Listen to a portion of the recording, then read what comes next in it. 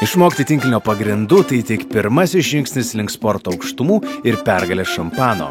Norint būti gerų paplūdimio tinklinio žaidėjo ar žaidėja, nemažiau svarbu yra žinoti, ko nereikia daryti aikštelėje. Viena dažniausiai pasitaikančių pradedančiųjų klaidų – neteisingi sprendimai pasirenkant inventorių. Dėl akivaizdžių priežasčių specialistai nerekomenduoja žaisti paplūdimio tinklinį su bokso pirštinėmis.